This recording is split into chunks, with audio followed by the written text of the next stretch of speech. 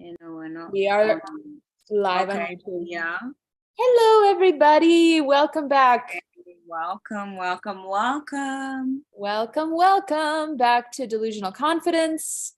Yes.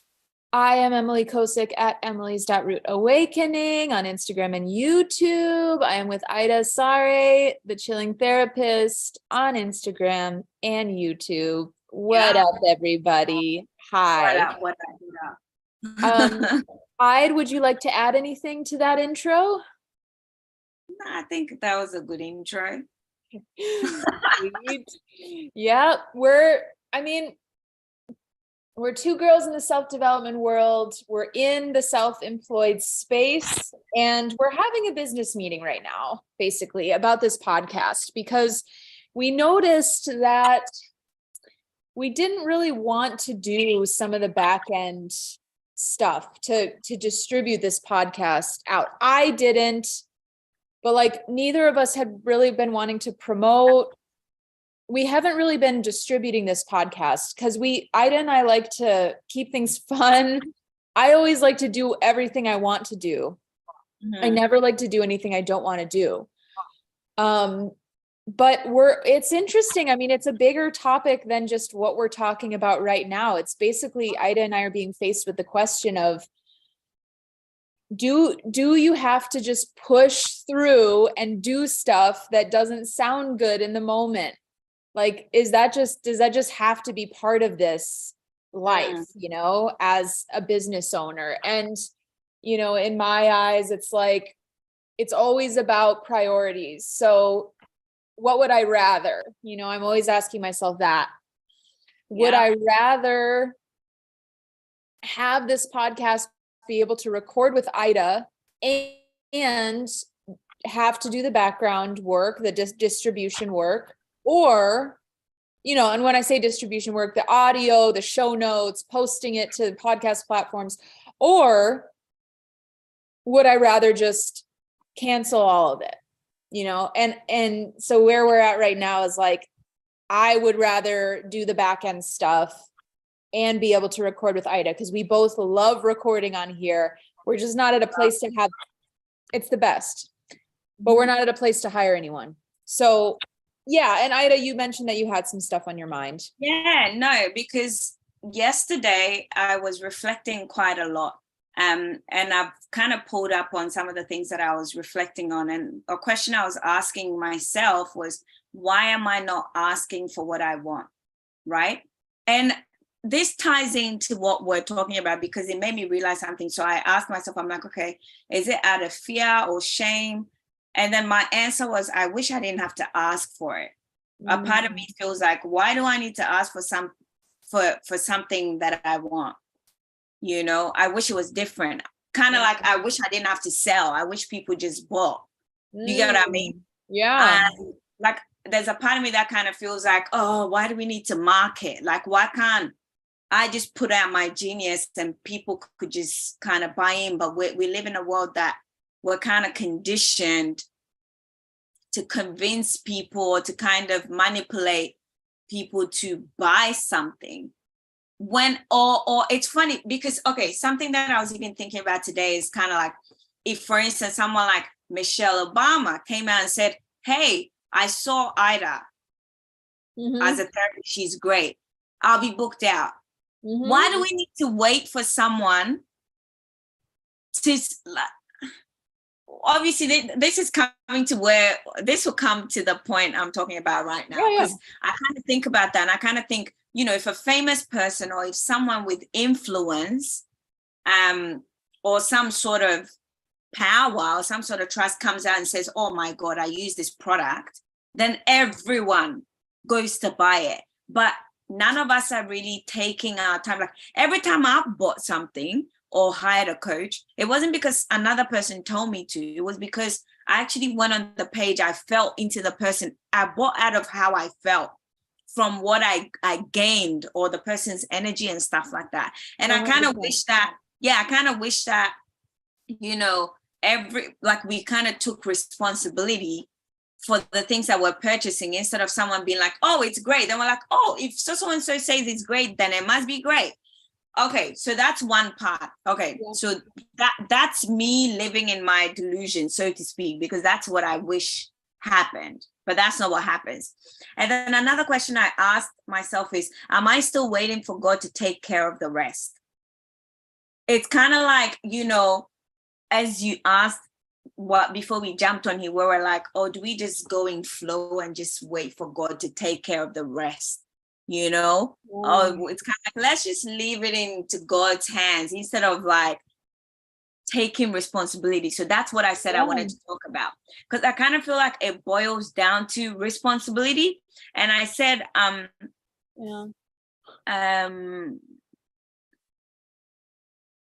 I need to be responsible for what I want, right? And the responsibility that I'm talking about. Sorry, I had 1 sec. Oh, okay. Go ahead. Yeah, so the responsibility that I'm talking about here is doing what's in my control. So in the case of the things that, like on our business journey, there are certain things that we might feel like, oh, we don't want to do, or it doesn't feel good or whatever. But if that's the thing that's in our control, then it seems like we're responsible for that.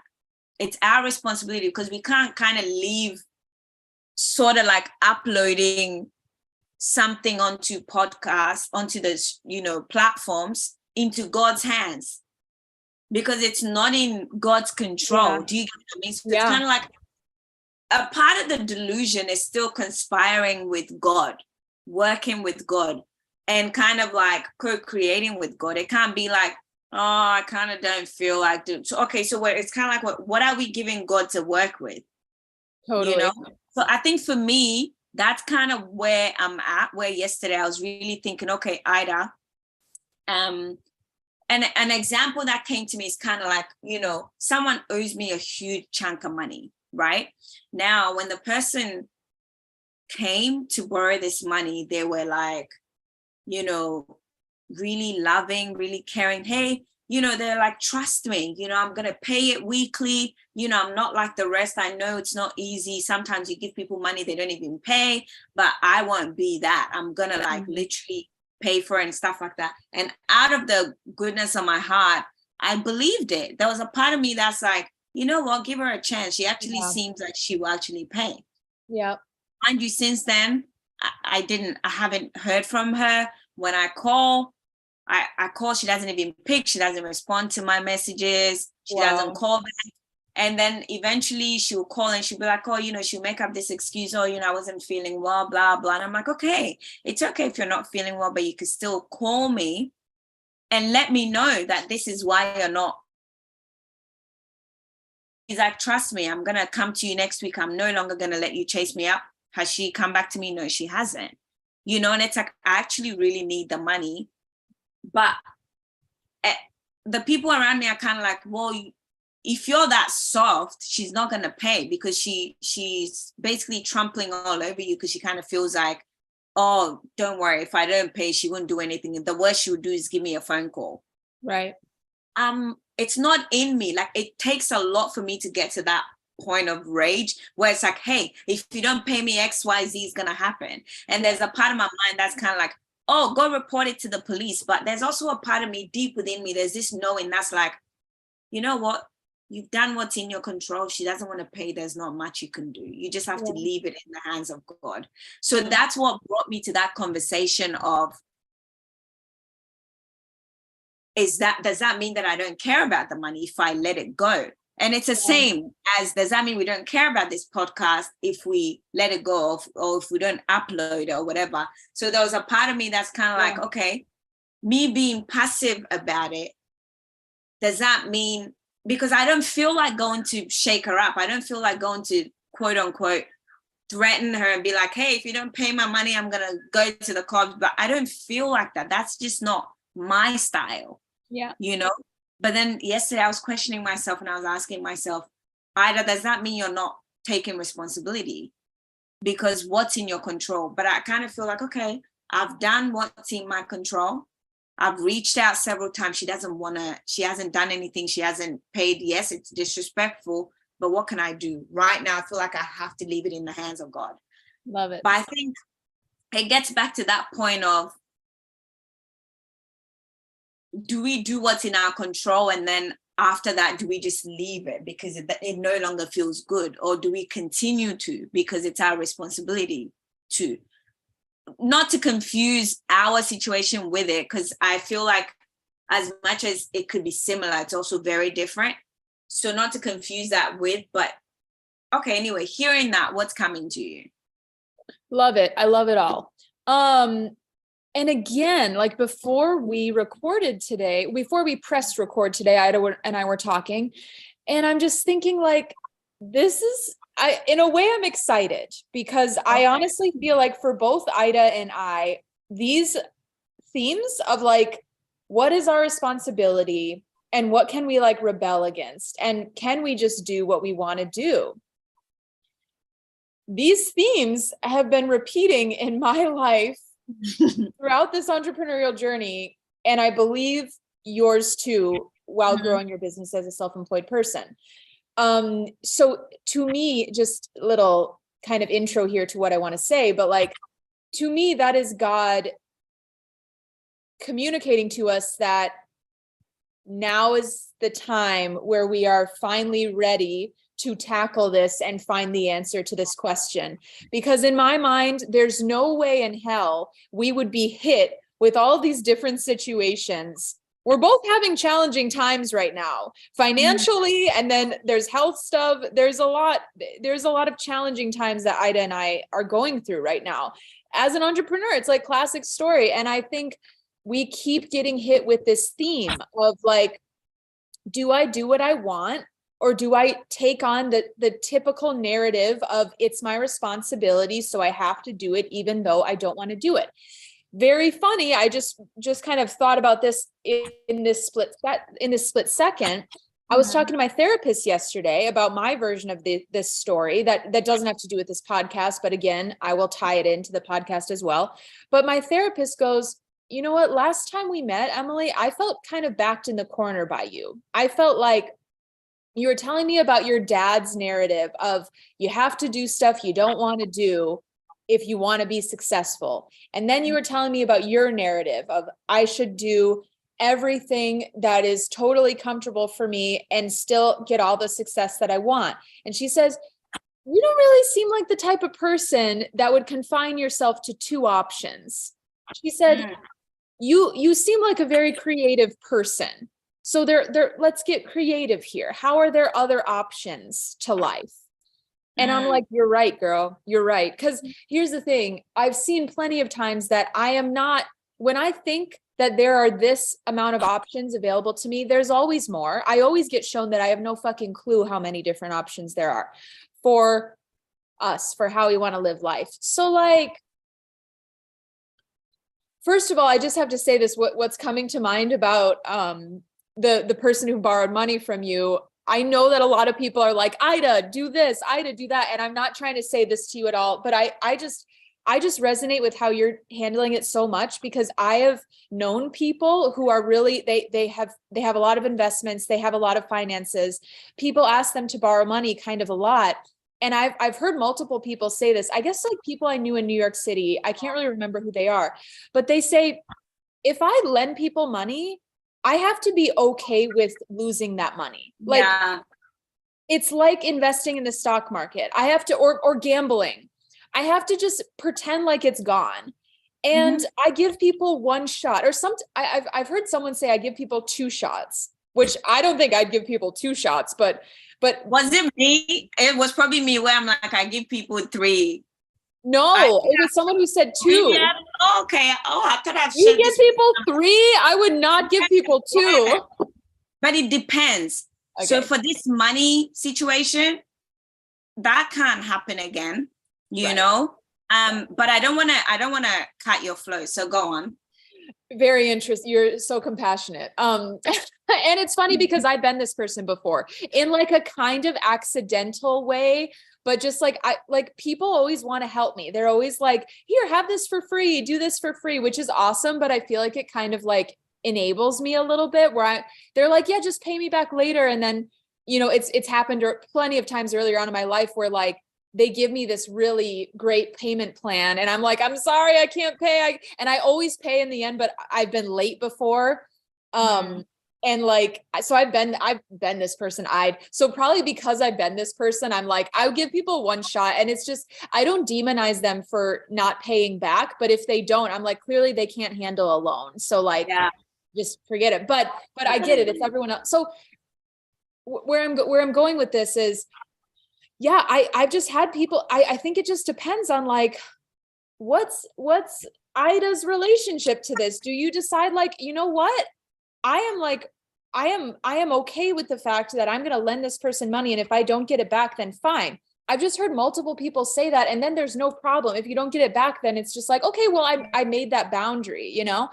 And I don't feel the need to go after them. I think going after people, that's a choice. It's a choice if you want to or not. It's your money. So like, anyway, I just had to give that input just tell you that I know plenty of people who are who have a lot of money and who do great with finances. They just have like that specific boundary with it, you know? Exactly. And it doesn't mean that you're not being, because I think this morning I had to make the decision. No, it doesn't mean I'm not being responsible. It's just a lesson here where it's like, okay, this person, they had their chance, they've blown it.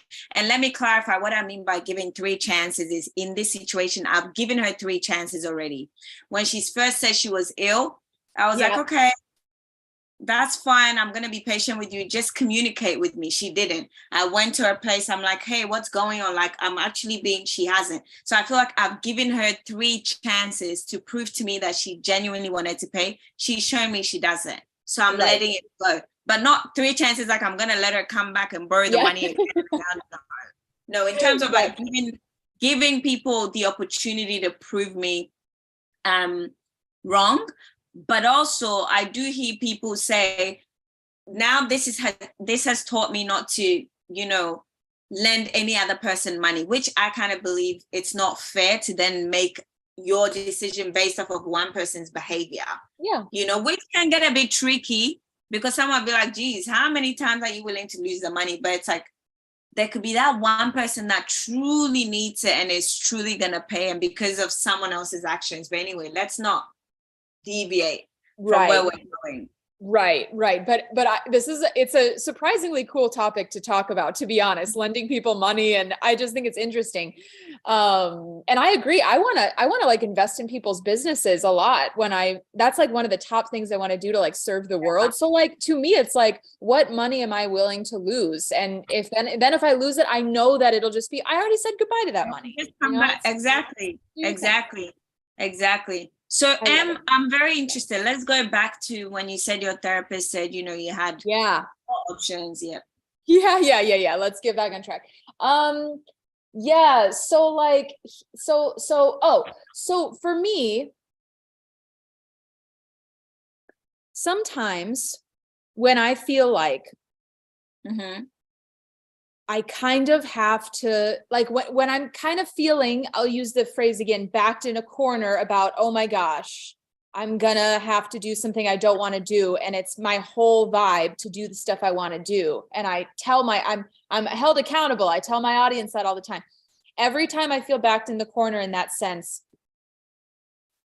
I get my mindset around what my next step is by saying, let's zoom out a little bit. What do we want if we zoom out? So instead of talking about the fucking actual task of editing the audio of this podcast, how can I zoom out a little bit more and say, do I want this podcast or not? And I think that if we said, no, we don't want this podcast, I don't think that would mean anything bad about us or like business people or friends. If it doesn't work, it doesn't. I think it would be really lame to like keep forcing it to work if we're just like, we don't have the space for it. We have other businesses. So I don't think there would be anything wrong with that, but I do want this podcast. Ida brought this up before we hit record. She was like, well, and I think it was a really beautiful way of saying it. She was like, well, I think it's important that we're consistent. To just build this thing. Like, I think some element of consistency is needed to build this thing, but we get to decide how much how often we do stuff, and we can be consistent with, maybe we do it twice, maybe we do it for half as many times, so we just do it twice a month. And I got to tell you this, I enjoy doing it every week. I never feel like, oh my God, again. I'm like ready for it. I love it. Forward to it every week. So to be honest with you, I do want to do it every week, and I like it. And I love that we have a project together. Everything about it. I love the simple fact that I'm co-hosting a podcast with someone I really like and respect. Like, that's just cool to me. I just love that. So how does this tie into what my therapist was saying? I feel like the other option that we have here, instead of doing all the shit we hate or only doing what we like, but then we're just recording on YouTube and then nothing else really gets organized, I believe is like, we just pick the version that sounds the most alluring of all the things we absolutely have to do. Like, maybe I don't put the theme song into this episode, so then I can just drop the audio from start to finish on the podcast platforms. I know other successful people that do that. They do the intro when they record and all that. And then we can talk. I think we should talk about promo, because that's something that we've talked about before. And I think that needs revising too. But like, so to me, it's like, I know that I would want to do this every week. And I think it's worth it to do the back end stuff in order to do this thing with you every week. And I guess on my end, I'm like, why don't we just do it every week, figure out like either the bare minimum of what it takes to distribute it and promote it, or like the stuff that we like the most in the back end, and just see how it goes. And then if we're like, oh, well, now once a week is kind of a lot if we're doing the back end stuff. So now maybe we should revise and do twice a month, or it's just not working. I can't imagine doing this every week, like try it. And with this new outlook. And then if that doesn't work, that's like my other option that's coming to mind. Yeah. And it's not a bad idea. Oh, another option is doing it weekly, because I enjoy that too. But then the frequency of releasing it could be twice a month. So it's kind of like, okay, we recorded 4, but we only have capacity to edit 2, or we only have capacity to, so it's kind of like, okay, this is what we're, kind of just putting out until obviously we get to a point where we're like, okay, we just record and we pay someone to just edit it for us, and then we don't have to worry about that, So yeah, sometimes we got to do the dirty work. Is it dirty? Yeah. Well, I guess if I don't enjoy it necessarily, because I truly believe in energy, and I feel like if you're not enjoying something and you put it out, there's no point anyway. However, just being on here and having this conversation lights me up. I know. And I see that lights you up too. So this part we have no problem with. And I guess if you're someone listening, this is to show you that like a lot does go in. It's not just, people don't just get up and just do the thing. There's a lot, because there are parts of your business, or there are parts of the do that you enjoy. And then there are also parts that you're like, how do you figure out how to go about the parts that are not, so great, so to speak, and then still figure it out. Exactly. I think this is a quintessential part of our journey. I know it is in mine.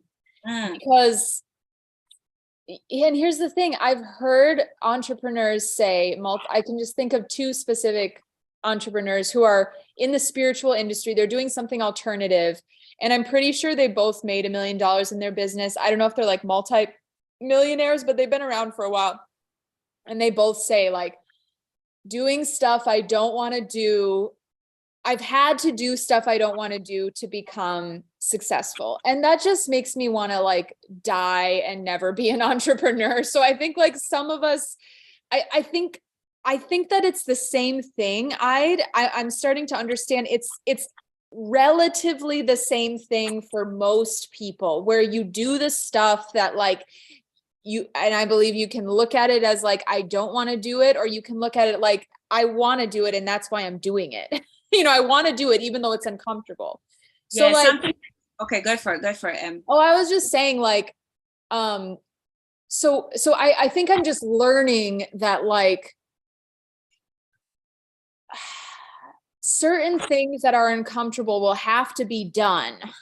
Certain things that I initially think I don't want to do will have to be done. But here's the thing, not everything I think has to be done needs to be done in order to be successful, but some stuff, because I've just seen people do like unnecessary, I've just seen it. And then they come back later and they're like, actually, I didn't have to like do all this stuff. How do I organize my thoughts a little bit better here? Overall, I think this path, when you don't have unlimited investment money and you're hustling in the fact that you're just trying to make your business work without like totally going under, and like just basically building your business up from nothing with no special investment money, I think you have to do stuff and again, do stuff that you don't want to do. Or you could look at it as like just stuff that's uncomfortable. But if and it's a mindset, like it's a mindset, but it's the same thing. Do you get what I'm saying? It's like the stuff that these entrepreneurs said, I had to do stuff I didn't want to do to become successful. Likely that stuff that they're doing that they don't enjoy is probably the same stuff that I'm doing. Tracking finances, like editing the audio for this podcast. But if I tell myself, I don't want to do it, but I'm going to do it anyway, first of all, it depresses me. Second of all, I start making other excuses in other areas of my life where I really don't have to do something, but I just get used to doing stuff that I don't want to do. And then I start confusing what I actually can say no to or not. So like in my mind, I think a big lesson that I haven't even fully completed yet in my life is like how to look at the stuff that like just needs to happen right now in order to build something.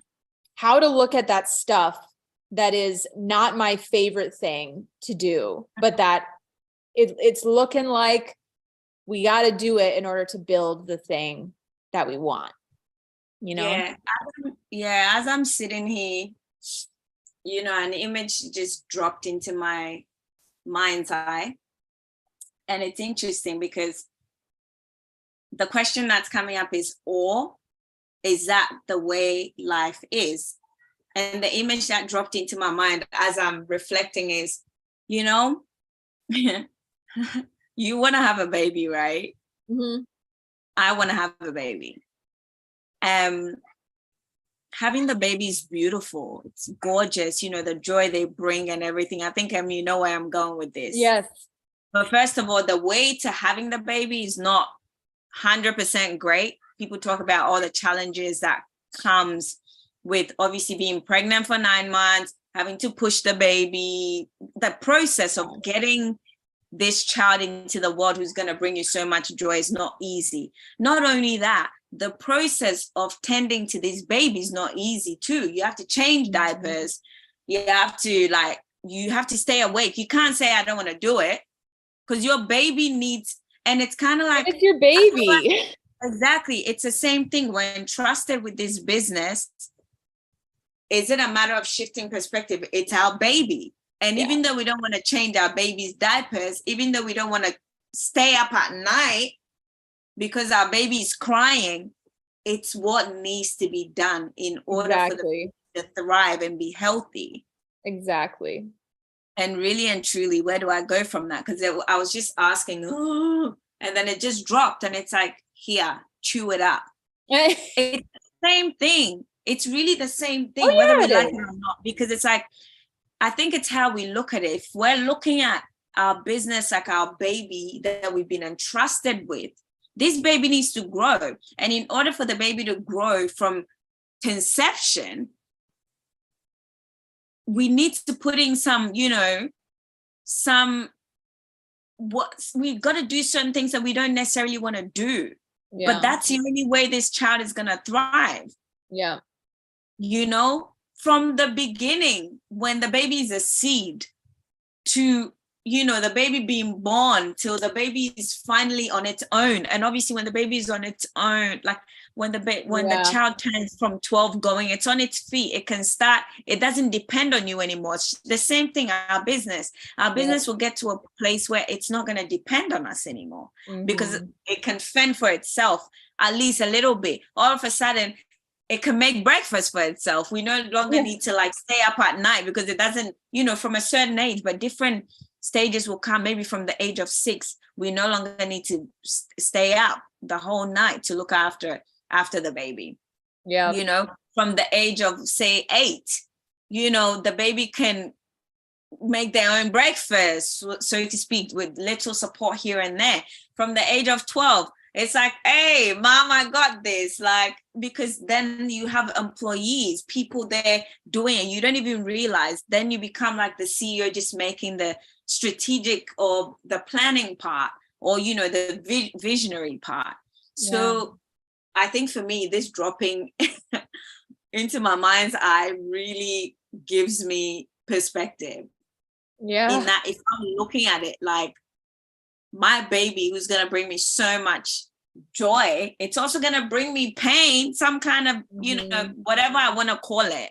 If I want to call it pain or not, it's going to deprive me of sleep. It's going to deprive me of a whole lot of things, you know, going out. I love going out for a dance, but when I have my baby, I might need to stop doing that for, again, sacrifice. We don't want to talk about it in that way, but you know, it's so funny, because it just goes back to, like, first of all, I agree 100%. And it's just like saying, like, it's just like life too. Like life is like a baby. Like our relationship to life is like a baby. Like everything, I just feel like it's birthed. And it's just like saying with life, it's like, I can't pretend that life is perfect and never challenging. Like, and I know that too about entrepreneurship now more than ever, of course, but like it's challenging. I still can't, for me, if I looked at a situation, I mean,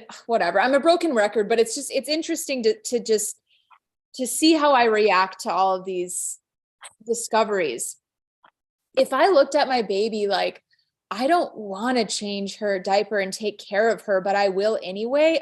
Oh, like that is just like a knife in my stomach. I would never want to think that. Like I could never look at it like that.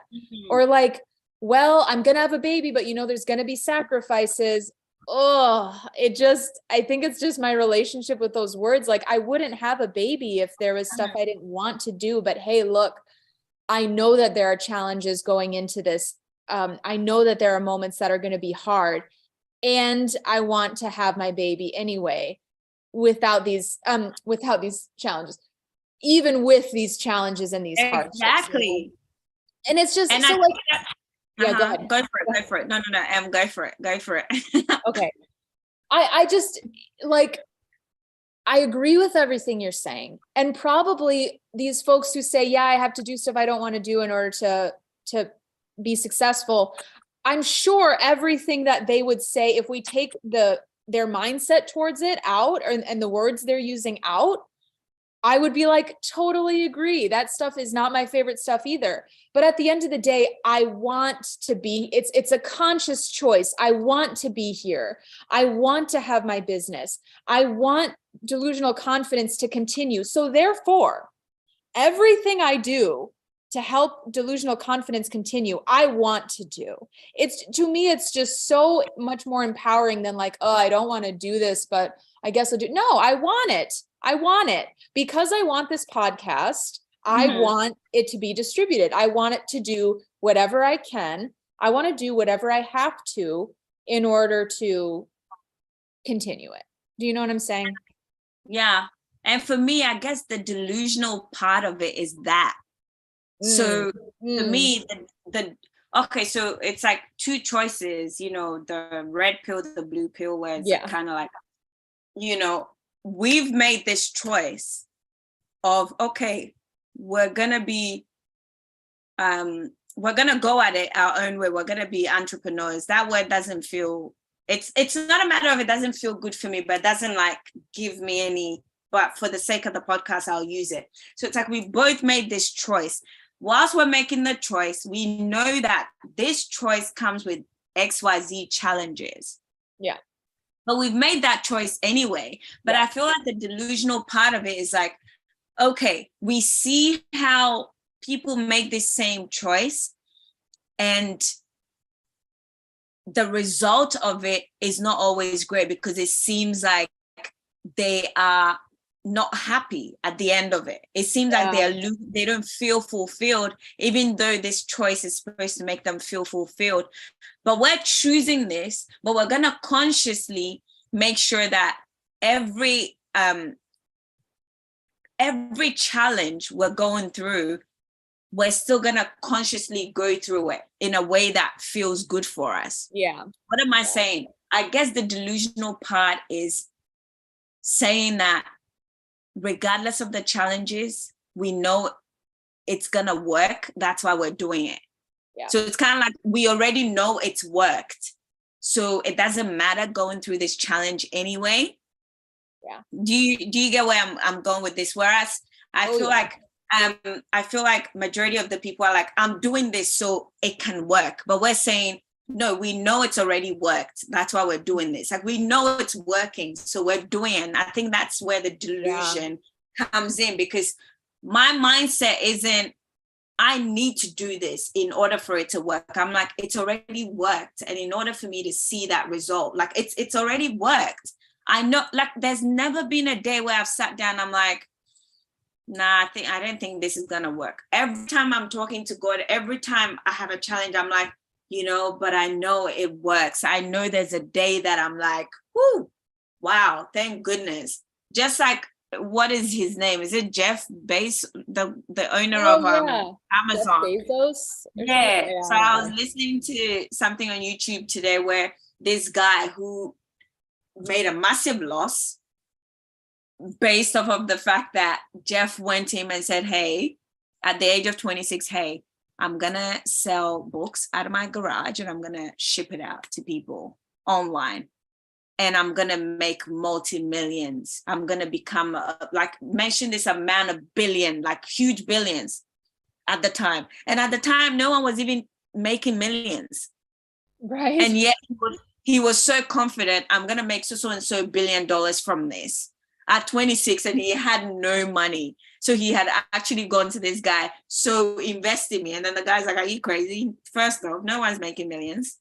Second off, selling books out of your garage online, that's not going to work. But what he knew, he was delusional enough to know. He said, I'm going to make multi-billions and I'm going to become the richest man on earth by doing this. Wow. That's a delusion. Yeah. That's a delusion. Sure. No matter what challenge it is, we've chosen it because we know we're going to become millionaires. We don't know how, but we know we do become. Yeah. It's just knowing. I can't explain it. I don't know when it's going to happen, but I know I need to hold that vision because I know it's already happened.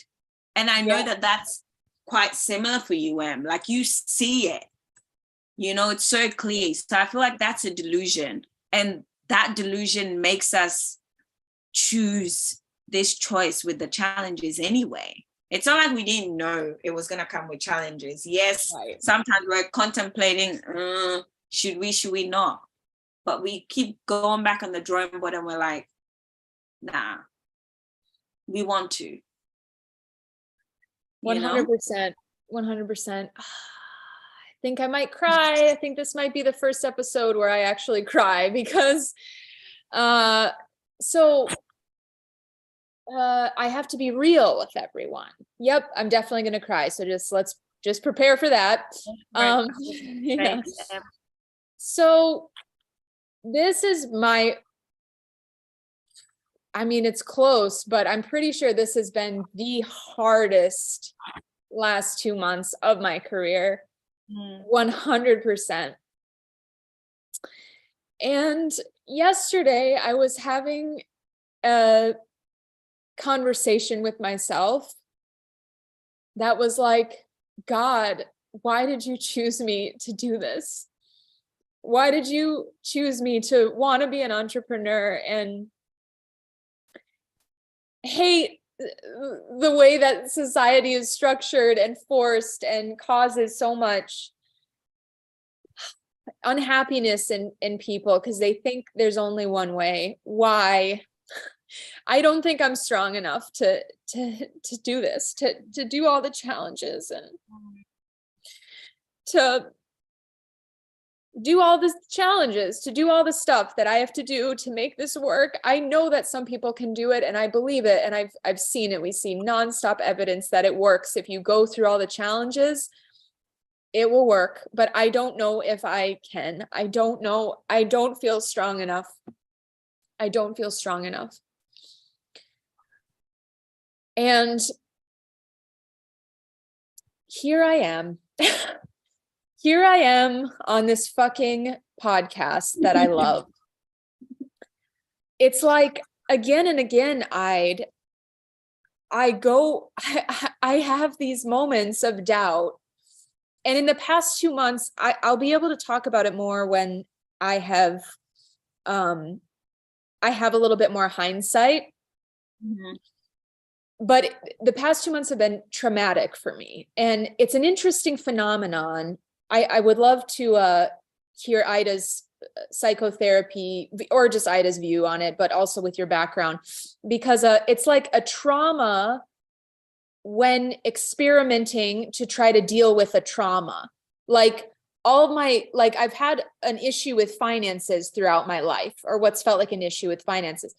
And I'm trying to finally tackle it. So I'm putting myself in really uncomfortable positions to tackle it.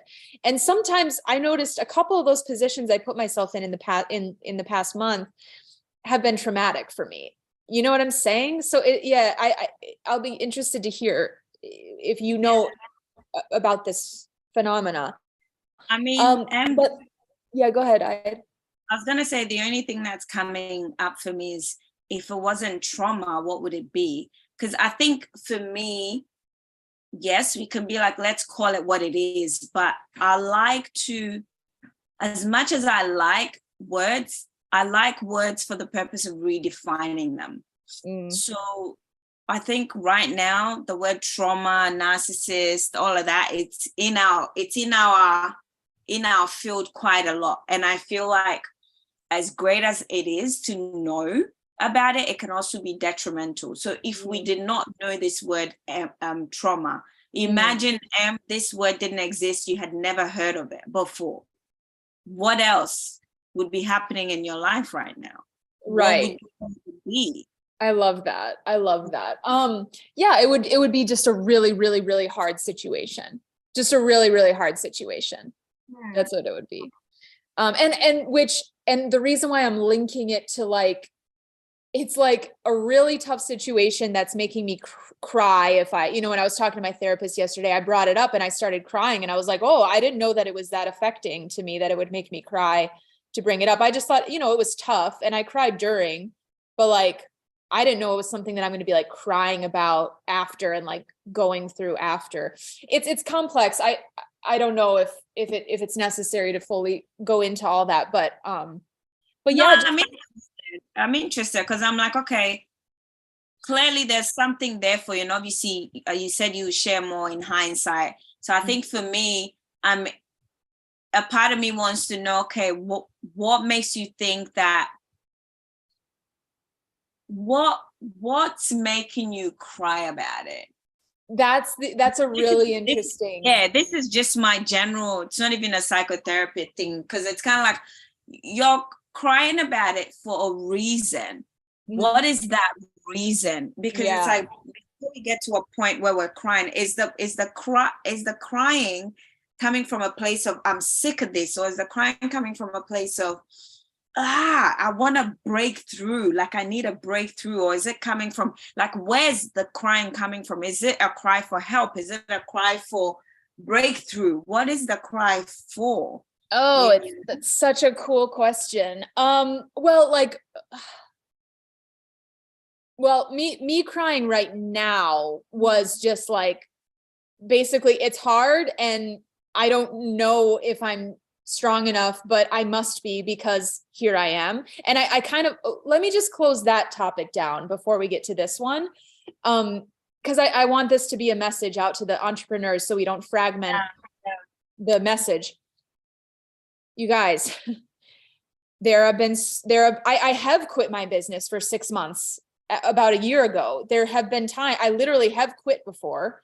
And there have been other times where I was like, why am I doing this? Why am I doing this? Like, how, like, I don't know how other people do it. It's great that they do it, but like, what the fuck? Like, it kind of doesn't even make sense that I continue to do this. And like, why have I seemingly been chosen to do this? Because I can't even fathom having another, like, my life, this is so intense, you guys, but like, my life doesn't feel like it would be a life if I did anything else at this point in my life. As in, if I didn't have my business, it just feels like it's part of why I'm supposed to be on earth right now. So if I didn't have that I was working towards, I would be like a shell of a human. Why am I like this? Because it doesn't even seem like I have the capabilities to have this lifestyle that I want so much. It's hard. There's a lot of trials. It's also like, guys, just so you know, I don't like day jobs, but like that is probably going to have to be part of my process here. And that tears me apart. Why? Why does it tear me apart so much? And why do I want this entrepreneurship so much? Because it seems like I'm not strong enough to deal with that.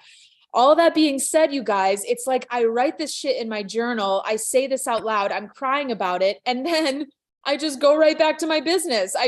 Okay, then we pick up our phone and we post something, and it's not me like dragging myself to do that. It's like, there is no other option that I could imagine doing right now than just picking up my phone and writing another post. I want to do it. I want to be here. And I think that I would say that's a lot of entrepreneurs' relationship to it. So it's not that they're always like, yay, this process feels amazing. It hurts so bad sometimes, you guys. But then you realize that like, if you are going to do anything in this next moment, you want it to be like showing up with Ida on the fucking podcast or writing a post or writing some content or checking in with your clients. It's just like, yeah, it hurts. And you just continue on with what you're doing because this is like, you can't imagine another life path. You can't imagine doing anything else. If you have to do another step in any direction, it might as well be towards your business because that's what you fucking care about building. So I just wanted to add that in. And I just had on my Rude Awakening a Health podcast, I just had business owners on from the jewelry industry that they own a local jewelry shop here. They've been very successful, started with $5,000 investment money. And they had their husbands to help support them. They were very clear about that as well during the process, but they were like, there were a couple years there and several moments along the way where we were looking at the numbers and it didn't even make sense. It didn't even make sense to continue. Like the way the numbers were, there was nothing logical about us continuing, but we couldn't even imagine another way. And people have asked us, oh, there was a fire and they had a fire in their fucking brick and mortar store. And news people were interviewing them. Did you ever want to quit? And they're like, what? That's never even been an option. Even when it didn't make sense, we went forward. So I just wanted to tell you guys that even if you're like, I don't feel strong enough for this. So why does this feel like my life purpose? Because I can't even imagine that I am someone that can handle this. But then there's still no kind of option of quitting. Like there's no kind of like, oh, I should just do this instead. You just can't imagine life without doing what you're doing. And so anyway, yeah, that's the thing. And I wanted to make that clear to everybody. Now with the why I was crying thing, in the moment now, I mentioned that because of that, basically, because I don't feel strong enough right now. I don't feel strong enough to like have the other job and have this job and just that is a whole another thing that I'm dealing with in therapy and all that. But why I was crying about what happened last month, that was what brought me to the word trauma, because when I was in therapy yesterday and we were talking about it, and I said, it's been a really fucking hard financial year for me. 2023 has been so far. And then I said, there were some days where I was just describing what happened to me in that day, and I started crying. And the way that I started crying made me think of the word trauma, because when I have talked about other things that have previously happened to me and I've cried in that certain way, it's kind of like a surprising feeling, like, oh, I didn't know that this affected me so deeply, or, oh, I didn't really realize how hard that was for me. That's where it felt like the crying was from. And it's yeah. Go for it. Whenever I jump in, I feel like you're done talking, but it's a break for you. and you can. I think usually you can, I say something if I want you to. Yeah. I think whenever I ask a question, I also have a hypothesis in my head, but I like to hear the person first. And I feel like sometimes, and try this on and see how it feels, because sometimes it's like when we're crying that way, or sometimes when I catch myself, and something that I'm starting to work on is the victim mentality. It's something I've already worked on, but I feel like each level it can kind of creep in again, where it's almost like the tears or that crying is coming from a place of, but why me? Why me? Why is it that I'm not getting the money? I'm doing everything. Like I'm doing everything. So that's why I was asking, where's the tear? Is it coming from a place of like, why me? Because I'm actually showing up. I'm actually doing everything. Why am I not seeing the result? Why am I not getting the money? Yeah, it's totally. That's kind of that. And then there's also that cry for help or cry for breakthrough. That's why I'm like, because I think once, we know that, because once the crying is from a place of why me, then it's like we've stepped back into that victim. See? And it's funny because this is something that someone in my life pointed out. They're like, I think you're playing a victim. And I was like, me, that's something I've worked on. I could not possibly be playing a victim right now. But then due to how it made me feel inside, I'm like, okay, is this something I need to start looking at again? It's like, okay, where in my life am I playing a victim? Because a victim is basically saying life is happening to me, instead of like, I'm creating, like I'm a creator and I'm co-creating with God. God said, who will go for me? And I said, I will. It's like, hey, Emily, you go do that. I kind of feel like it's like, okay, I need this thing done. Who would do it? Which of you could? And I'm like, I will. Yeah. And it's like, okay, you have all the support you need. You're going because you have all the capabilities, so I feel like sometimes things seem to not work when we forget that we're co-creators and we kind of step into that victim mentality of why me? Why is this happening to me? Like, I'm doing everything, like, and I think that's where I personally I catch myself, comparing or looking at other people, and I'm like, but it doesn't seem that hard for them. It's like they literally put their offer out and they sell out. They literally do this and blah, blah. And that's why I was kind of telling you, at least with you, you're putting offers out. I haven't put any offer out. So how could I even be like, things are not working out? It's like, girl, put any offer out, type thing. Yeah. So I think for me, that's where I kind of realized, I'm like, okay, if I'm playing a victim, where and how am I playing that victim? Because I think if we're going to be delusional, we also need to be delusional with accountability, where it's like how we also need to hold ourselves accountable in that, where in our lives are we still playing a victim? Yeah. Thinking that life is happening to us, or poor me, why is this happening to me? Why? Instead of like co-creating with God and taking what's ours. And it's like, this is what I need this month. This is what I'm getting, Yep, you're right, my friend. You're definitely right. Like, you're definitely right. And yeah, it's interesting. It goes back to this. I think this part of the process needs to be talked about more. We talk about it quite a bit, but this place that you're at in your journey, which, like you said, it probably could happen at every level. When you're learning about yourself, you're learning to be self-aware, you notice yourself, that the place where you're self-aware enough to notice what you're doing, but you don't know how to change the fucking pattern. I think so many people, I polled people on this, so many people in my audience are here. And for me, it's like that with resistance. Like I have resistance to getting supplemental income with other jobs, big time. And, you know, my therapist is like, so we see the resistance. And I'm like, yes, we see the resistance. And there it is.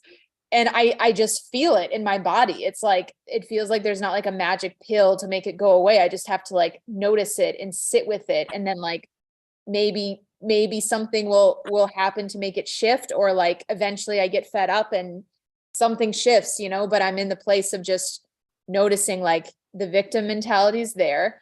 100, like hardcore, Ida, it's there hardcore. And so for me, it's so funny how our brains work, because, you know, Ida was saying before we recorded, she was like, well, you put out offers, I haven't put out an offer yet. And so for you, Ida, you're like, well, Emily's at least putting out offers, I need to put out some offers. In my mind, I'm like, yeah, I've put out offers. Where are my millions of dollars? Like, how do I keep going after this? I work so hard. Like, I work really hard. I do stuff I love, but like, I mean, we were talking about action steps. Lord knows I put in so much action. So how do you, like, seriously, when it comes to action, you don't even wait. You're like, I don't even wait. So like how, like what it feels to me right now is like, how do I muster the tenacity and the mental drive and emotional drive to continue when you're putting in so much action? You're like you said, with the victim, and I love how you added that in, like I'm doing everything I could possibly do. Why is life happening to me like this still? You know, it's totally that feeling of like, how do I sustain this, of putting in so much time and energy? The results that I'm getting are great, but they're not results that can like sustain me. It feels like, man, I don't feel drained by my work anymore. I'm pretty proud of that. Like, my work gives me energy, but like, I also need to support myself. And if I can't support myself financially, then I feel energetically drained. It was really one of the first things that helped me realize, when everyone says money is energy, I'm like, what the fuck does that even mean? And then going without money, it's like, oh, I get it. You're so depleted because you need it to survive, you know? So it's like, how do I, I don't want to make this a therapy session, but it's just, no, I don't think it is. Trust me, I'm very good at separating. Like, this is just Em and Ida having a conversation, you know? And ask each other powerful questions. And I think for me, I'm kind of sitting here thinking, but you've done it before, you've manifested so many things. So when you did it, what did you do? Like, what step are you missing here? If you were to go back and break it down, because you've done it before, you actually have results of when you've actually done it. And they always say it's about repeating what worked over and over. So you do it one time, it works, and you literally just repeat it. So it's like, you've done it before. And so what are you not repeating in that process? I have racked my fucking brain over this every single night for like. So you're actually thinking, you've been thinking about it. What am I not? Which part? Girl, you should see the amount of, I have like a stack of journal pages. Like, yeah, that's the thing. That's like, oh, you're frozen.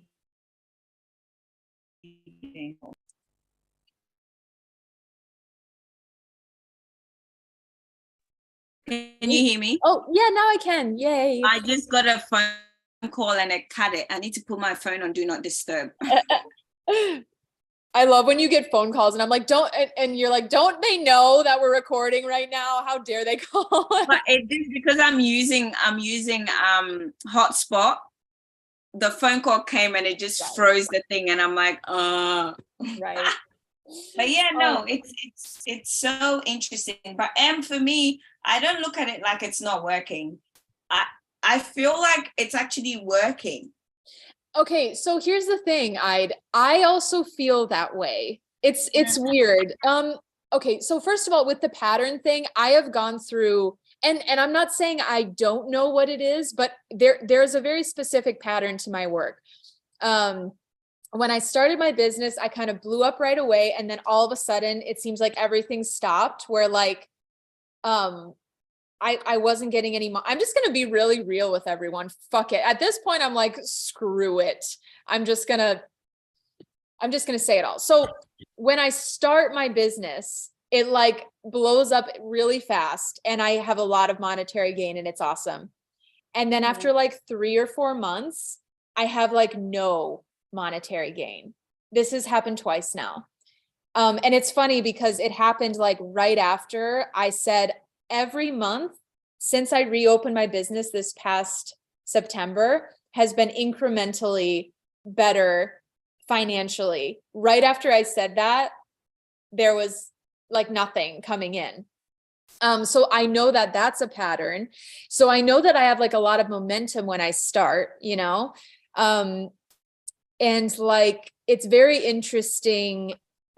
There are other patterns too. Like, at first I thought, oh, maybe I need to be like more careful with spending because I love to spend lavishly, but really that wasn't a trend that, like, if I'm going to look at the patterning stuff that you would think like being responsible, live streaming, I disproved that you have to live stream to get money because my biggest month last year was when I decided I'm done live streaming right now, which is pretty awesome. So there's some things that I was able to disprove in a cool way.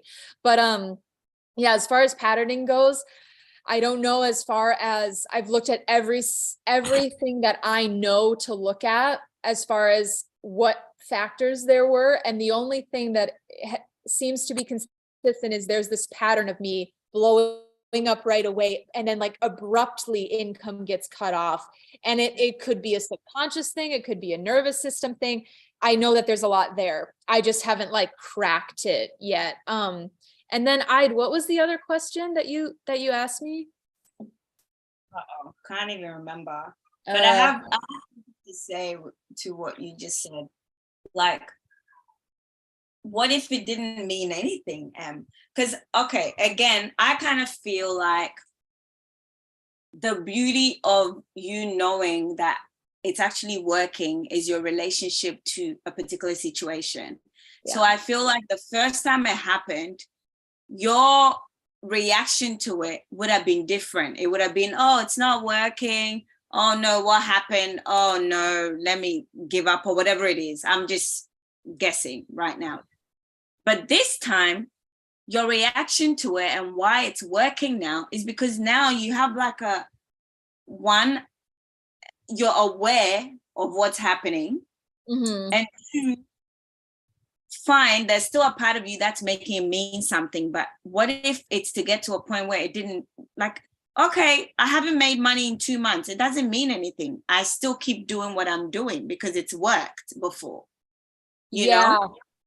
So for me right now, I think what I'm thinking is like, what if it didn't have to mean anything? And it just meant that, okay, there hasn't been any income these 2 months. Okay, fair enough. I'm still continuing because this works. Whatever I'm doing works because it works, Em.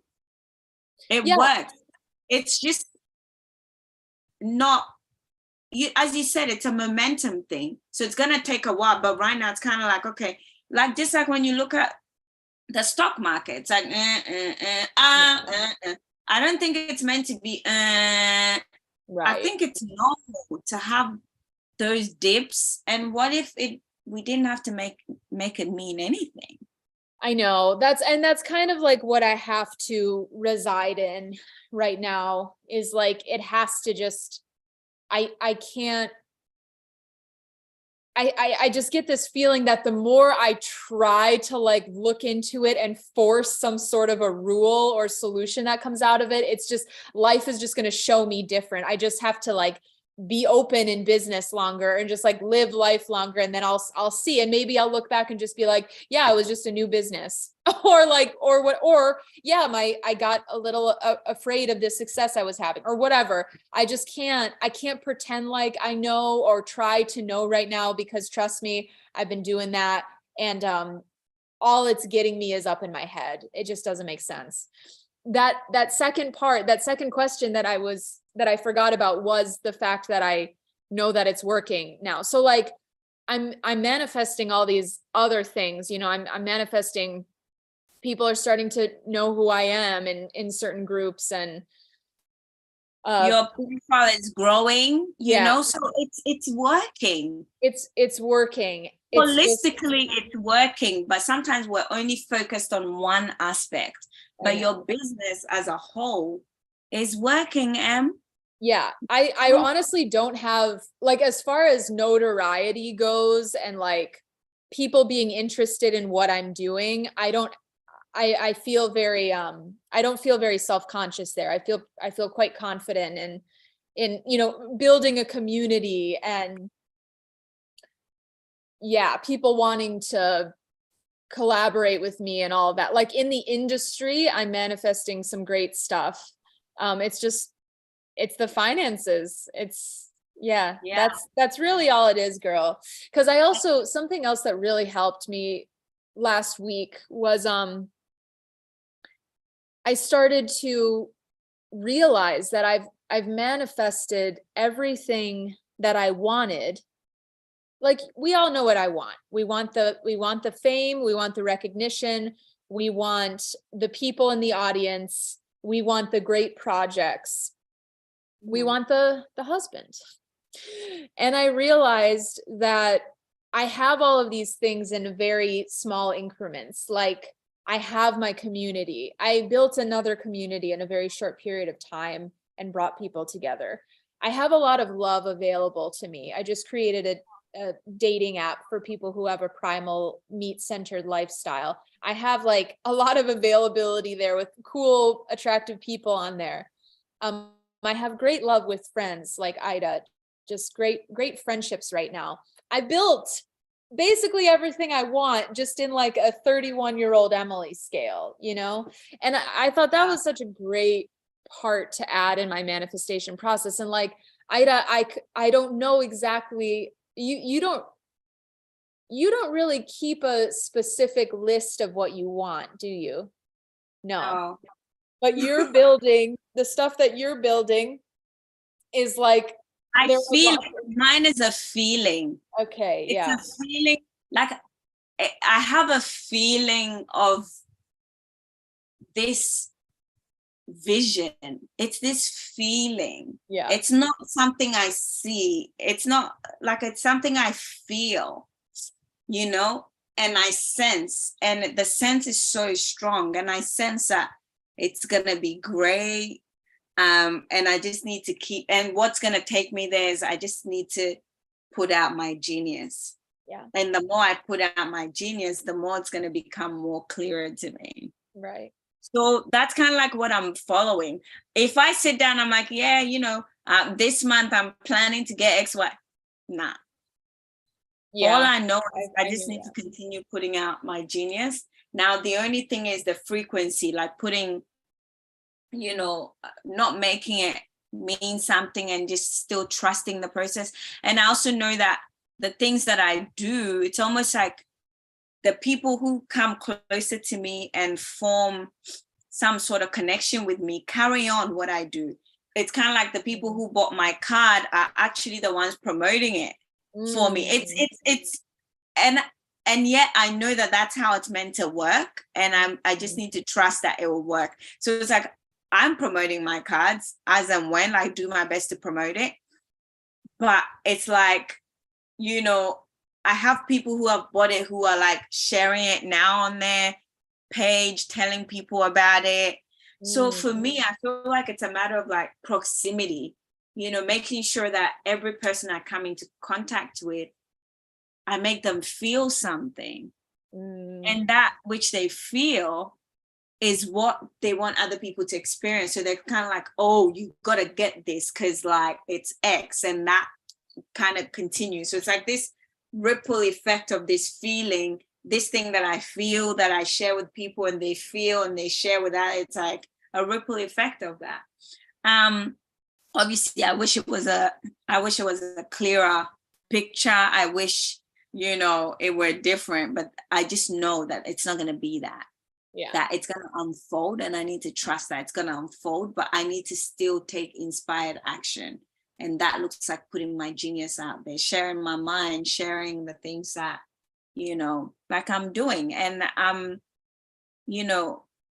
attracting the kind of people that I want to work with, I want to work with creatives, people who are, into spirituality, people who, and those are the people that I've seen that I'm starting to attract. Once I said, okay, I'm no longer available for, everyday, I was going to say everyday people, but I don't know how else to kind of explain it. Like I want to attract people who are actually ready, who are ready for my knowledge, who want to hear what I have to say.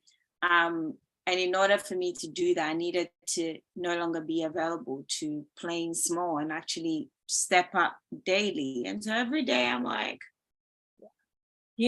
taking myself there. But yeah, that's how mine shows up. And it's interesting because I don't think I've ever told you. So I wonder what made you think that that's how I do stuff. I just know you.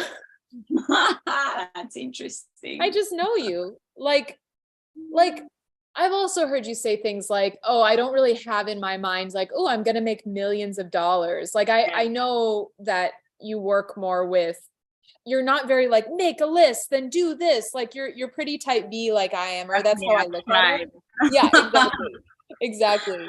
And I just had a feeling it was like that. But I love that you say that it's about the feeling. And I think everyone at a certain point of time realizes that manifestation is always about the feeling, because that's why we get material items and we're not happy sometimes and all of that. And some people just still manifest really well by writing a list about it.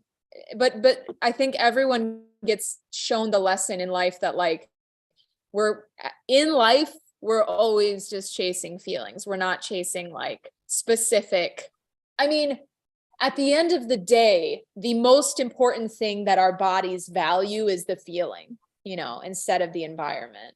So I think it's beautiful and relatable that you said that. And when you mentioned to me earlier too, that you are being very specific and selective about your clients, I was going to say, oh, next level, baby. Ida's at the next level, man, because I know that that's a thing that happens, at a certain point when you're like, you kind of draw a boundary, for lack of a better phrase, or like you say at a certain point, no, this is what I want. That's always like it's like a, how do I say it without saying like next level? It's just another chapter in your career, in your journey to success. I'm definitely witnessing you go through that. And it's not easy because it's like, you kind of want to take anything that's coming in if it's money, but I need to make like, because there are things like I joined. It's funny because there was a time I was like, oh my goodness, okay, maybe I should just work for someone, join this coaching thing online where I get to coach people and they pay me, but I'm still under a certain person, their rules and stuff. I applied, I got it, everything. Wow. My profile is done, everything's done. The only step left is I needed to do a trial thing with one of the coaches there, just so we know it works. So when people book me, it works. And a part of me doesn't want to, but a part of me is also like, well, you're going to need the money. So just do it just so you're not putting too much stress on your business. So I booked this appointment, and trust me, the guy didn't show.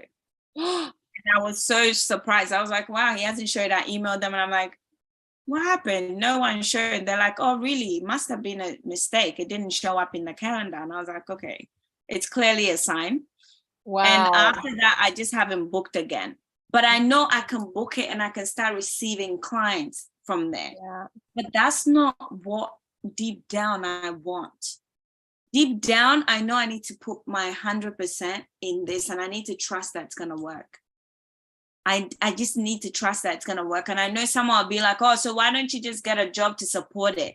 That's not where I need to, that it just doesn't feel, there's just something in me that won't let me. I want to, but there's just something in me that's like, either instead of putting that energy into working for someone else, just put that energy into trusting and continue doing what you're doing. And it's like, okay. And just trust that things will work out. Like there's never going to be a day you're going to lack. You're going to be okay. And I've been okay up until this point. And I will be okay. But I just need to trust that, you know, and not put the extra energy, not divide my energy to work for someone else. I want to, but there's something in me that's like, that's dividing your energy. That's not putting your all into this thing that's working.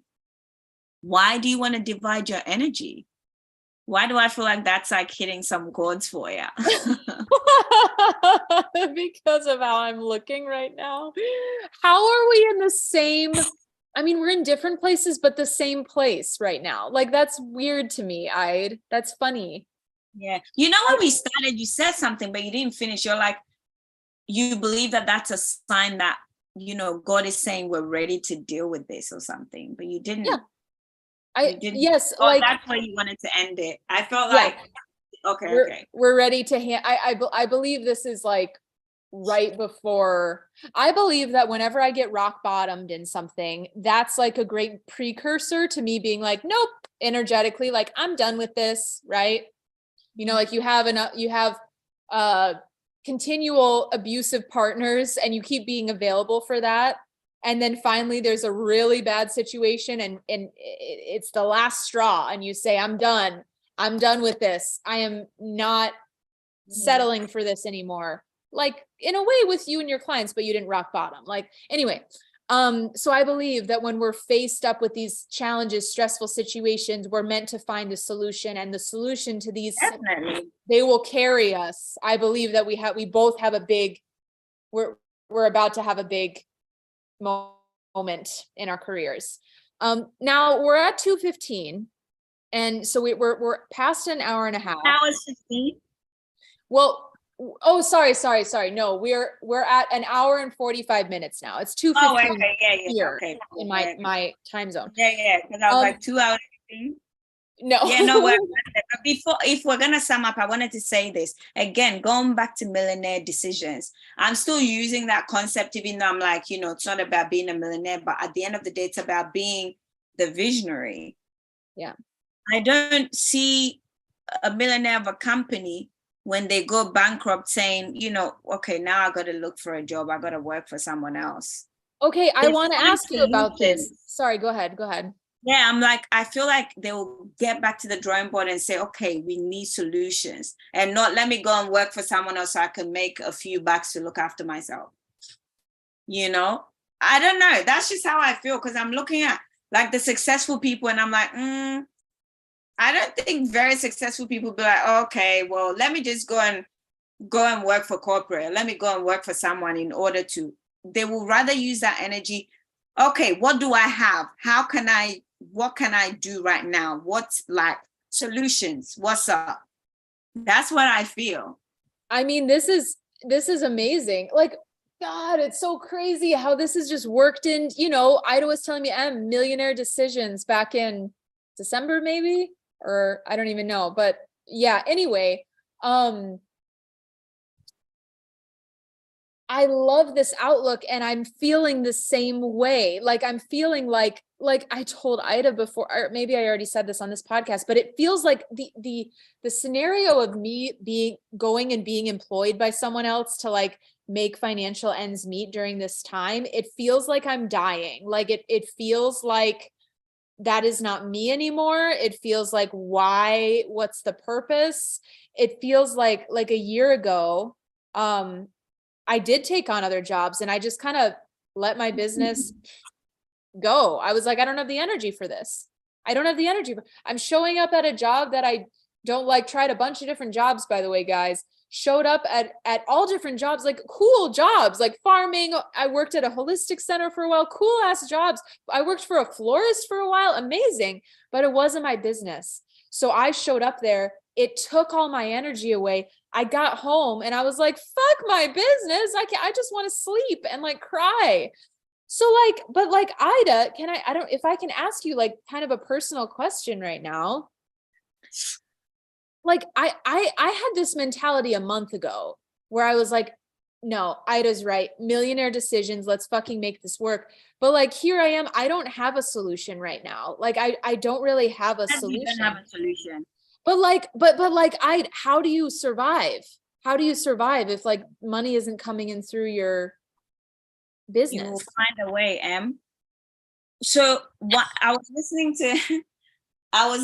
to a podcast, because when you were talking about multiple, we do have multiple options. That's great. Yeah. I was listening to a podcast and he was saying sometimes it's good to limit yourself to 2 options, because within the 2 options you find multiple options within the 2 options. So he was kind of like, sometimes an artist would decide, okay, I'm only going to paint with red and green. I need to make red and green work regardless. And they find options within red and green. So right now, it's about what can you do with what you have? And in the Bible, there's this parable. I don't know if you've heard it before. This parable where this man was traveling and he gave each and everyone. So I'm going to use dollars in this case, but he gave them, these things. It wasn't money, but I forgot what it was called in the Bible. So let's just say this man is traveling. He calls his, servant, and he's like, okay, I've got 3 servants. He gives the first servant maybe $10,000. And then he's like, yep, here's the $10,000 for you. Do as you please with the $10,000. He gives the second servant $2. He's like, yep, here's $2. Do with it what you please. He gives the third servant 5 cents. Here's 5 cents. Do what you want to please with it in front of all of them. So they all have something, right? Now, the person who has the 5 cents is like, you gave me 5 cents. What am I going to do with 5 cents? He goes, digs a hole, puts a 5 cent in it because he didn't see any option. He's like, well, 5 cent what? I'm just going to keep it. And then when you come back, I'll just dig up and I'll give you your 5 cent back. Huh.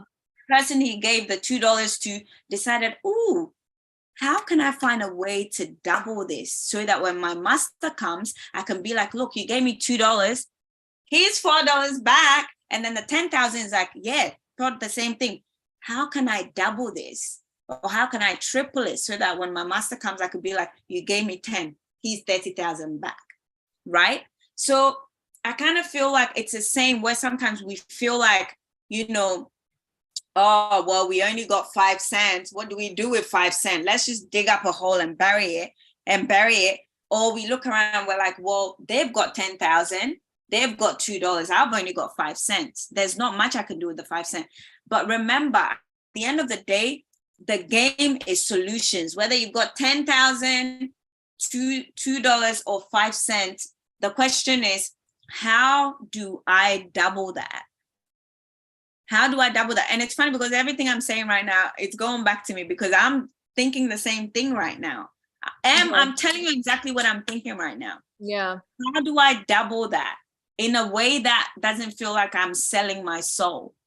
Exactly. So for me, going back to work for someone is just out of the question. Been there, done that, I can't, even if I wanted to. No, that's out of the option. So if that was out of the option, what other option do I have? And it's not a matter of like going to actually think about it and be like, oh, what's the option? Keeping it in your mind and just trusting that solutions will come. And solutions will come, Em. I don't know how the solutions will come, but this is delusional. It is. How do you have this amount of faith? Like it's faith. Yeah, and that's the thing. It's just faith because really, my life right now, obviously I'm not sharing. I think I've shared bits and pieces with you. I'm not sharing everything on here because I don't feel the need to. as yet until I'm called to.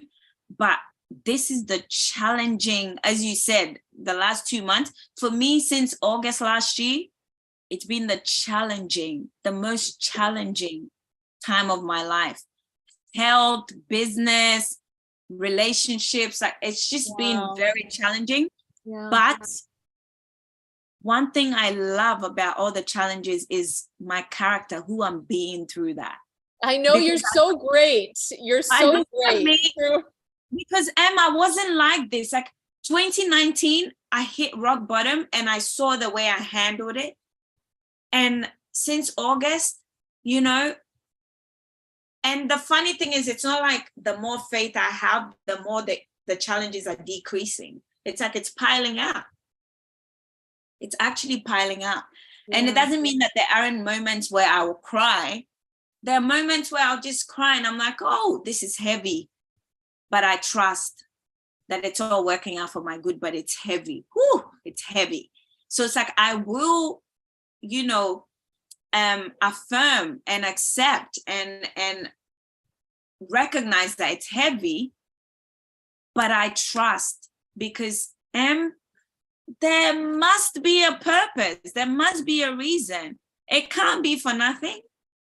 Yeah. It can't be for nothing, But for me, I believe it's refining one's character. It's refining my character. It's refining who I am being because, and again, it's allowing me to make room for more, to hold more.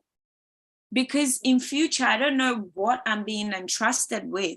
And I feel like I need to be prepared to be emotionally strong for whatever it is that I'm being entrusted with. And so that's how I'm seeing it. It doesn't mean it's not challenging. And it's funny because I never tell anyone something I'm not doing. Everything I'm telling you right now, I'm practicing. Yeah. I need to practice this level of faith. But one thing I know is I can't be that. I can't say it's so challenging that I'm gonna give up. I think when we started, I don't know if I mentioned where it's like the frequency of, the medical, like, I think I mentioned I needed to go and see, a specialist. And once he mentioned the price, my heart just sank because since August, all I've been doing is medical bills. Yeah. And it's like, I don't have any income, and yet a lot of income is going out medically. And one might be like, okay, so why aren't you putting out all these offers? And it's like, at the same time, I also need to trust. I can't just put offers because I feel like I need money. I need to wait for the right timing. How do you do all of that? Yeah, God. Trust. You just trust, take action, surrender. That's all I can do, Em, you're strong, Em. You're strong. I know. I mean, I'm here, right? Like I'm here. So I know that. But girl, how did you, if we can roll this over till next time if you feel like it's going to be a big answer, but how did you get out of that victim mindset when you felt like this will be huge? The answer to this question is going to be huge because, or just this topic in general, because how many people are dealing with this right now? But when you're feeling like I've done, so not just victim mentality, but you're not taking action, but when you've been just killing yourself taking action and you're still not seeing like a way to sustain, whether it be health or finances or a relationship, like, how did you get yourself out of that victim mindset? We need to, how I did that, let's pick that up from next week. However, I'm going to share, a little nugget. Really, I feel like it goes back to this delusion, but it's not a blind delusion, but it's having faith. And what I mean by it's not a blind delusion, I'll go into next week. But one thing is, like, for instance, whenever I, like even yesterday when I went to the specialist, and twice I've corrected people because someone's like, oh yeah, so your bad leg. And I'm like, no, it's not my bad leg. It's my healing leg. And I believe it. And I believe it because I can't let what I'm seeing in my environment, I can't let my current reality, my environment dictate to me what's working and what's not working. I need to believe, because it's this amount of law. You take consistent action, you are supposed to see results. It shouldn't be different for you. And you are doing it. The results are there. And they're just delayed. Like I said, the decisions you make, it takes a while to come to, like right now, everything I'm doing to heal this leg, I'm not seeing the results here and now, but it's working. Yeah. And I need to continue reminding myself that it's working. And so whenever someone says your bad leg, I need to remind them, no, it's not my bad leg. Even yesterday, the physio is like, okay, so then the bad leg. And I said, no, it's my healing leg. And he paused and he's like, yeah, it's your healing leg, or your support. The other leg will be your supporting leg. Aww. And I said, yeah, because I need to delude myself that it's working, but it's not blind delusion.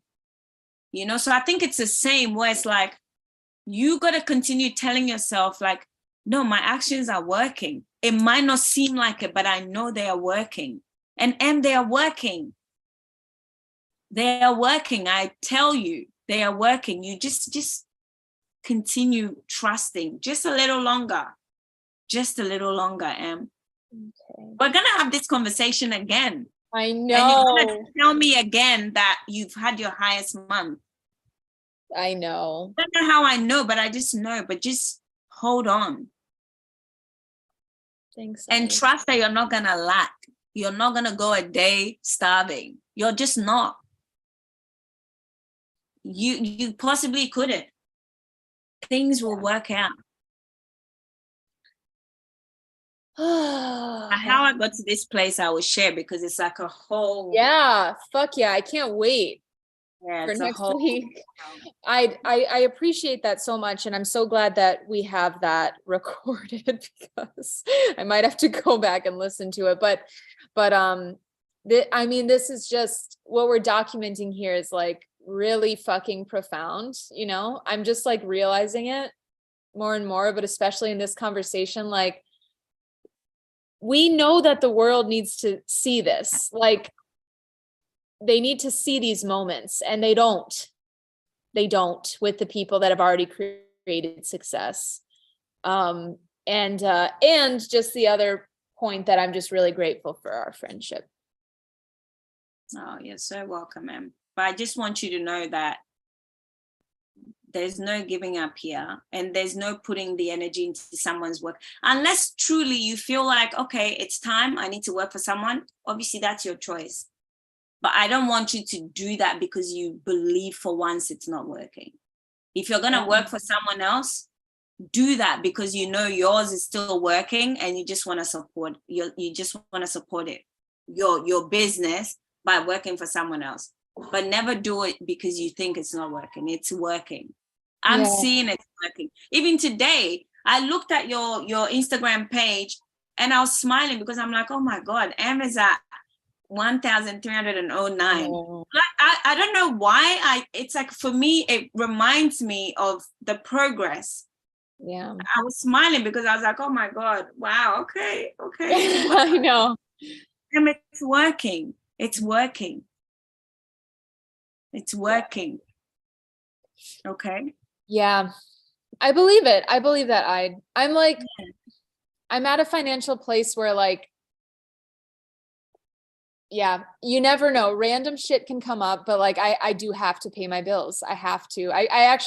I'm just going to say it all to you guys. Like, I tried to not pay my bills for a while and that didn't work. So we gotta, I don't know. I might have to. It's going to become clear. But guys, asking for a way. Maybe this week we both get to practice. Okay, God, like, we need to know that it's working. So you got to just show a way. There's got to be a way. Hey, and girl, I asked that back this fall. I asked that. I was at actually a similar position. I'd made a little bit of money in my business, but all of a sudden I wasn't making for about a month.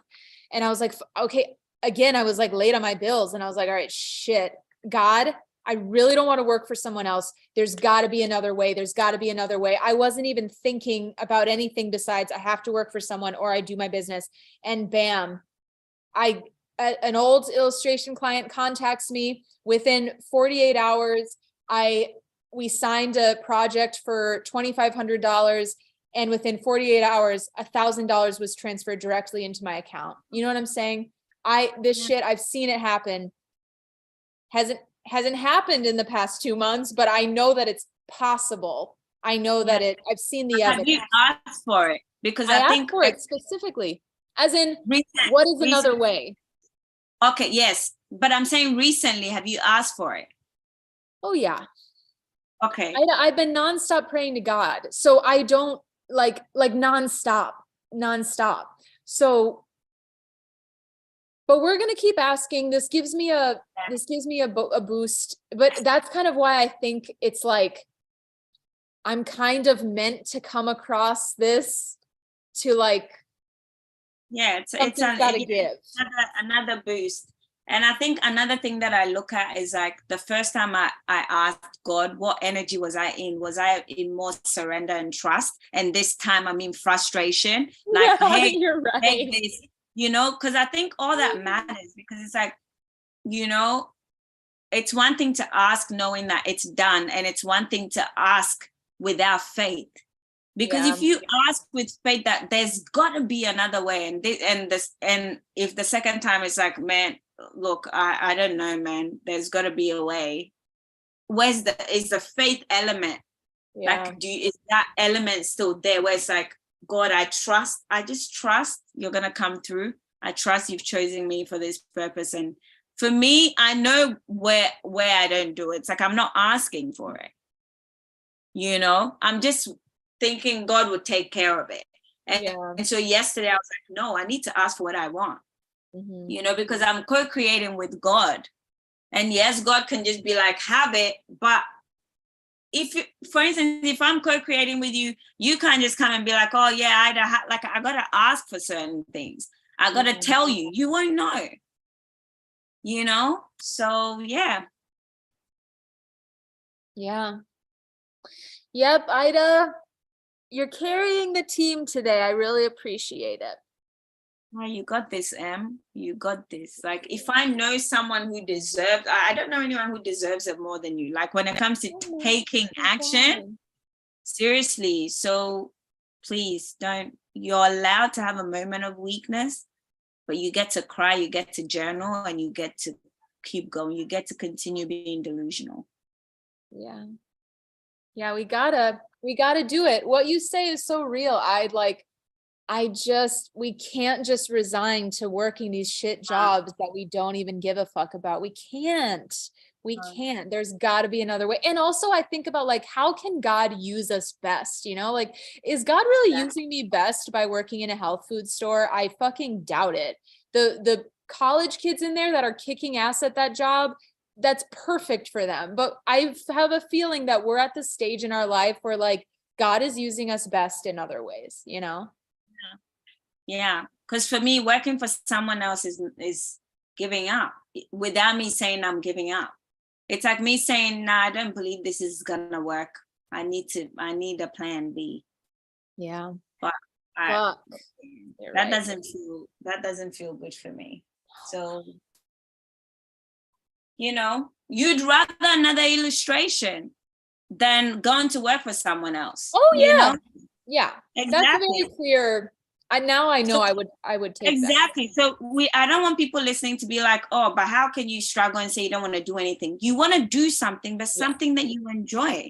Yeah. Something like illustration, someone reaching out and be like, hey, can you help me do a photo shoot? Like, help me with the post. I like the photo shoot you took for your podcast. Can you help me with that? Yeah. Like stuff like that. Or, hey, I've been thinking of like dog sitting. Can you help me? And I'll pay you X. Or like, hey, I'm thinking of like traveling, United States. Would you come with me? I'll pay you. Stuff like that. That we wouldn't say no to. Yeah. Yeah, exactly. Yeah. Yeah. So it's not like you just sit and it's not like you don't take any other options besides clients through your business. And that could be someone's path. But like, I think being open, finding like the most amount of stuff that you could be open to, and then really saying no to the stuff that you know is going to kill you from the inside out. Exactly. And even asking for help, like, geez, I didn't realize this would go about 5 minutes. Yeah. Asking for help. Like today, I was just there. No, I think it was 3 days ago. I was just there and I'm like, you know what? I feel like I need a partner for On a Heel. And I just asked this lady I came across. I'm like, hey, would you like to partner with me on a Heel? And she's like, I don't know yet, but let's sit and have a chat about it. Because it's like sometimes, because for me, I realized On a Heel is like bigger than me. It's really bigger than Ida. So it's kind of like, if I'm at a point where I know giving up on it is not an option, but at the same time, I need support because it's bigger than me, you know. I need someone to bounce ideas off of. Like I need someone to like be like, okay, this is the vision. How do we get there? What's your idea? I need that. So I'm not gonna kill myself doing that alone. I get to reach out and ask someone, hey, what do you think? And if the person says no, it's okay. I give myself time. I reach out to someone else. Right. She would be the second person I've reached out to, you know? But yeah. That's also huge, Ide. A partner for On a Heel? That's awesome. Yeah, I know it'd be huge, but I know I definitely know I can't do it alone. So then you'll find your right person. Like they'll exactly. It's not something that I can do alone. It's way bigger than me. Yeah. Way bigger. You know? Yeah. Yeah. So yeah, that's where we're at. Man, this is awesome. You know, it's awesome to see how everything unfolds. And I'm proud of us, obviously. Yeah. It's crazy. We're doing great, you know. Yeah, we are. It's a bit slower, but I feel like slow is I heard this thing that was so good. It's like, I'll find it again. It's something along the lines of like slow is smooth and smooth is fast.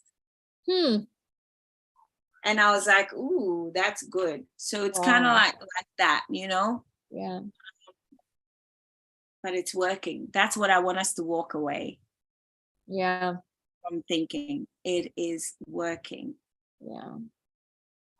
It's working. Yeah. Yep. It's funny because I just had this thought. Oh, the mind is so interesting because, you know, sometimes people are like, if you're not making money in your business, it's not a business. Right. You know? So fucked up. Yeah, but I'm like, no, that's not the point.